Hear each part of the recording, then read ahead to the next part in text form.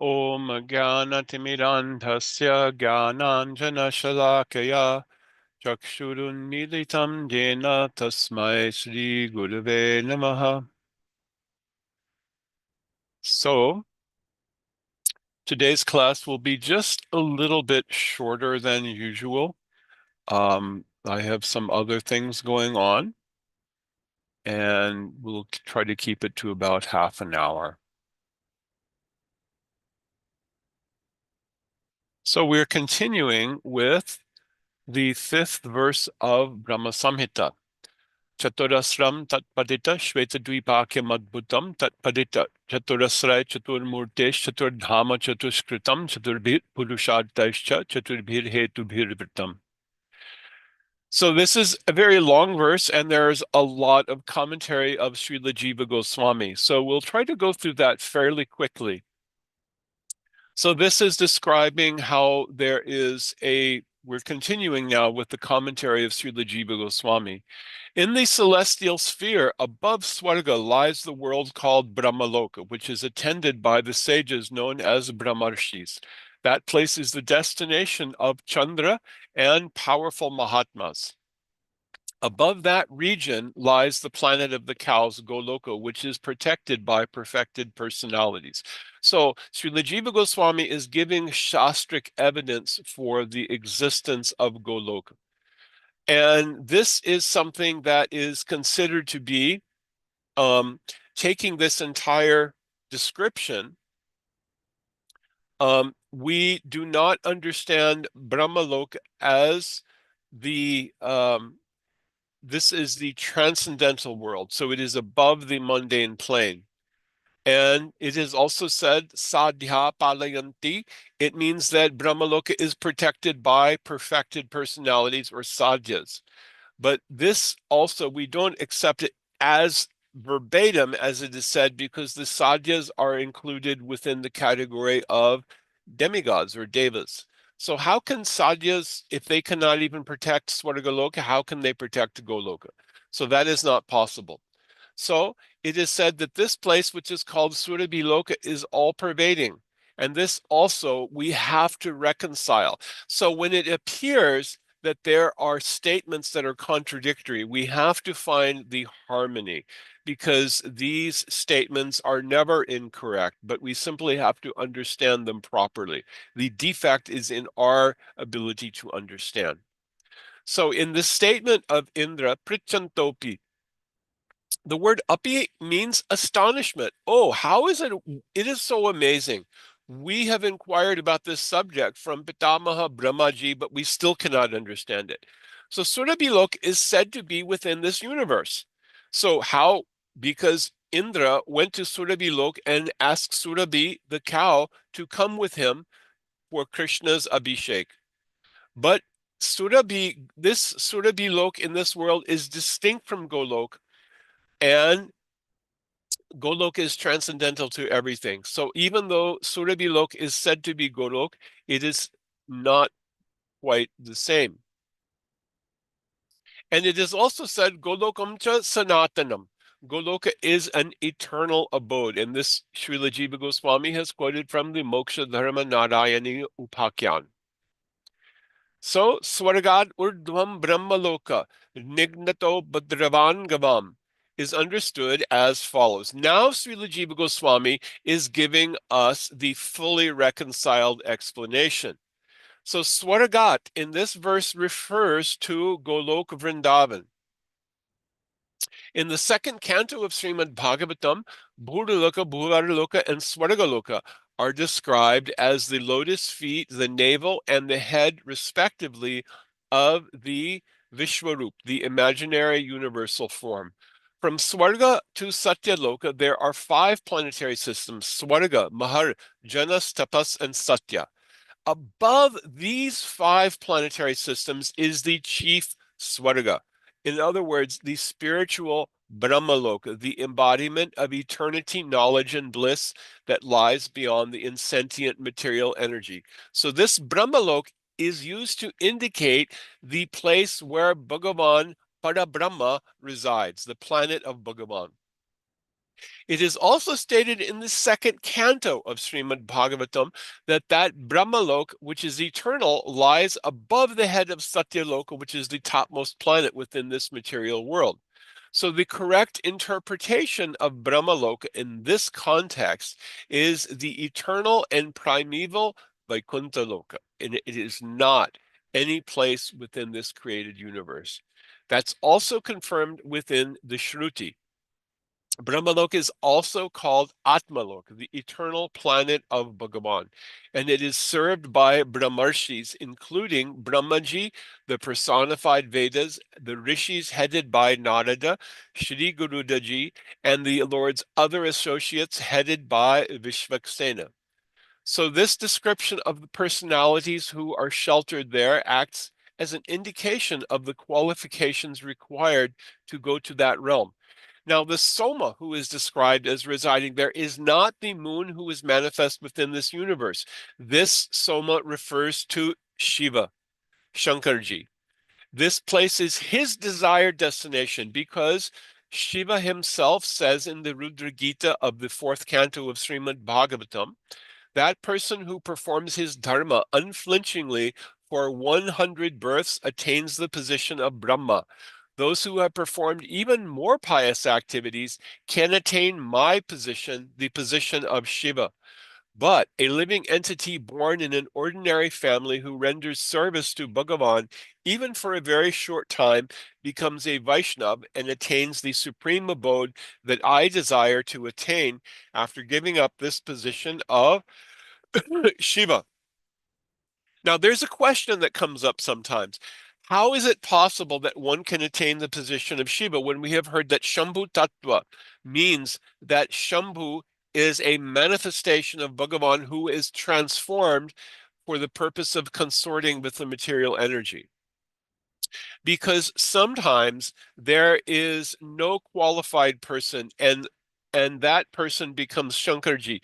But the Shiva who exists in the uh, the Kailash Dham, which is in outside this material universe, that is different. He comes as an incarnation. So when the Jivatma is able to attain the position of Shiva, he becomes the Shiva within this universe, not the Sadashiva who is Shambhu Tattva.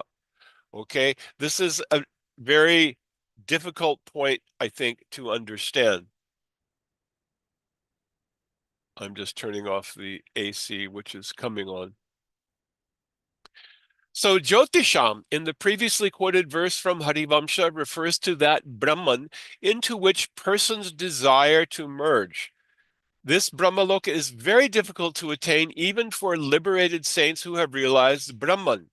It is said, Nibrita Marun Manokshadadya Yoga Yujo Hridayan. After very, very hard penances, after very hard austerities, one will attain to that Brahma Jyoti. But this is attained by great souls like the four Kumaras, headed by Sanaka and other Gyanis, those who have attained Prima Bhakti and who render devotional service have a disregard for this mukti. It is said that there are those who go to this Brahman effulgence, but they have no bhakti. And therefore, because of not respecting the Lord's lotus feet, aruja krichena param padam tataha padantiyado nadrate yushmadangreya. They come again to this material world. Now, this statement sometimes is misused as an argument for the idea of fall from Vaikuntha, which is a completely false, bogus philosophy. There is absolutely no substantiation for it, and it is only some people try to give it credence from a misinterpretation of some of the words and statements of my Guru Maharaj Srila A.C. Bhaktivedanta Swami Prabhupada. But he did not, and he in fact specifically refuted that point, saying, unless it is the desire of the Lord, no one ever falls from Vaikuntha. That is in the purport to 7th canto, 1st chapter, 1st verse. So muktanam api siddhanam narayana parayana sudurlabha parashantatma kotishvapi mahamune. There is hardly one of many millions of persons that attain perfection, and among many perfected beings, one may become fully devoted to Narayan. And among billions of such personalities, one who is fully peaceful and self-satisfied is extremely rare. Again, quoted from Gita, Yoginam api sarvesham madgatena antaratmana shraddhavan bhajate yo mam sameyuktatamo mataha. Amongst all yogis, that one who is fully dedicated to me, Shri Vasudev, and who serves me with great faith, that person is the best. This is my definite opinion. So Srila Jiva Goswami gives us so many layers of confirmation from Shruti, from Smriti, from Shastra. So many evidences are given for every single point here. So this is the greatness of the devotees who render loving service with immovable faith. So the word mahat in this verse from Harivamsha refers to those who possess the highest prem. Only they attain Goloka. So Goloka Vrindavan is extremely rare because it is not even attained by those who go to Vaikuntha. This point has been given by Srila Sanatana Goswami in Brihad Bhagavatamrita. Gopkumar has gone to Vaikuntha. He is witnessing how Lord Narayan is being served in Vaikuntha, and he is feeling dissatisfied. And so Narada Muni takes him aside confidentially. He says, "Oh, Gopkumar, I must tell you something, but it is a secret. I cannot say it where the Vaikuntavasis will hear. This is not the place you are meant to be. This is not the highest abode. There is a place beyond this. But to get there, you cannot get there from here. You have to go back to Vrindavan in the material world and continue your process of bhajan and follow the mantra given to you by your guru, and it alone can take you to Goloka Vrindavan. So this attainment of prem, this does not refer to those who go to Vaikuntha. Vaikuntha is mukti, four kinds of mukti: sarupya, samipya, sarshti, salokya. Getting similar form to the Lord, getting residence on the same planet, living near the Lord, and having a similar form to the Lord, similar opulence to the Lord. But this is not, there is no going from Vaikuntha to Goloka Vrindavan. To go to Goloka Vrindavan, one must follow the path of great devotees, giving up all other ideas of dharma. Nadharmam na dharmam, Shrutigana neduktam kilakuru. Srila Raghunath Das Goswami has explained this to us. So this is only by getting prem one goes to Golok. How prem cannot come in this body. It is only the sprout of prem, bhavankura, which is premankura is bhav, rati. This can come in this body, and when we come, this is the full maturation of the seed which has been given at the time of Diksha, and that seed is Shraddha, which is thickened by greed and following in Anugatya, and practicing in association of pure devotees. So above Brahmaloka is Gavam Loka. In other words, Goloka Vrindavan. So this planet is served by sadhyas. This is referring to the original forms upon which the forms of the demigods within the material world are based. They are eternal associates of Sri Krishna who serve in Goloka in the capacity of guardians of the directions. So they are guardians. They are keeping out unqualified persons. This excellent place is also known as Swargaloka, and it is the residence of all the sadhyas and devatas. And in this case, Swargaloka is referring to Goloka Dham, where all the original forms of the demigods reside and render service to Bhagavan Sri Krishna. It does not refer to the mundane Swargaloka where Indra and other devatas reside. So this is a very, very important point, very important distinction. And Srila Jiva Goswami has given so much evidence by which we can understand. So then there is a description of from Padma Purana and a description of Mahavaikuntha Goloka Dham. It is said that this supremely auspicious and glorious Goloka Dham is the residence of the eternal Devatas, Vishvedevas, and Sadhyas, who have immense beauty and whose sight invokes auspiciousness.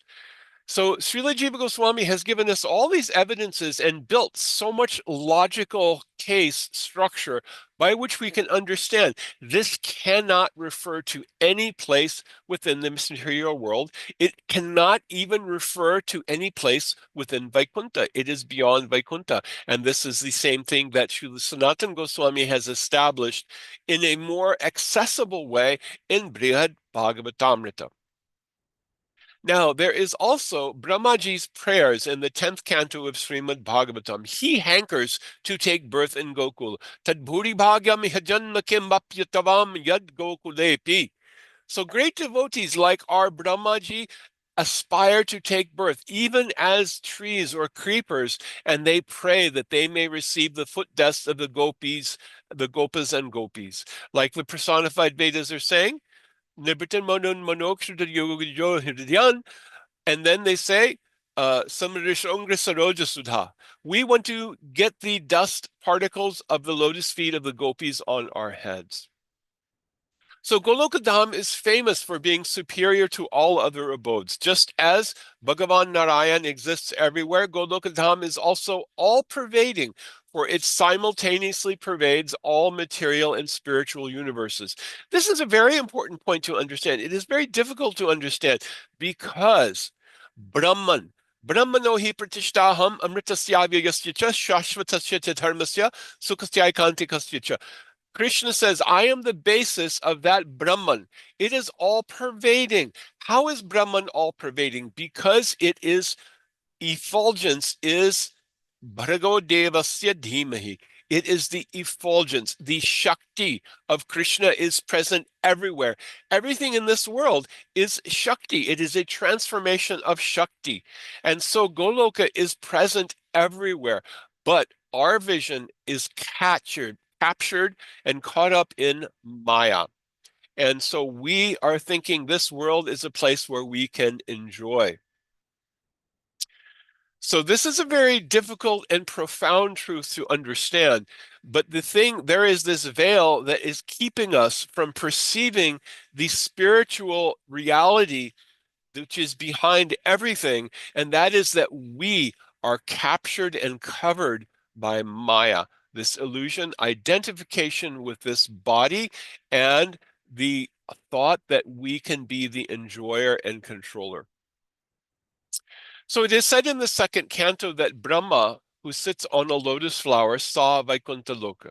So the Brajavasis also saw that part of Goloka where opulence predominates. Now, this is again referring back to this statement from Harivamsha, which is describing how Brajavasis heard how Nanda Baba had gone to uh, the abode of Varunadev and saw all the devatas offering prayers to Krishna.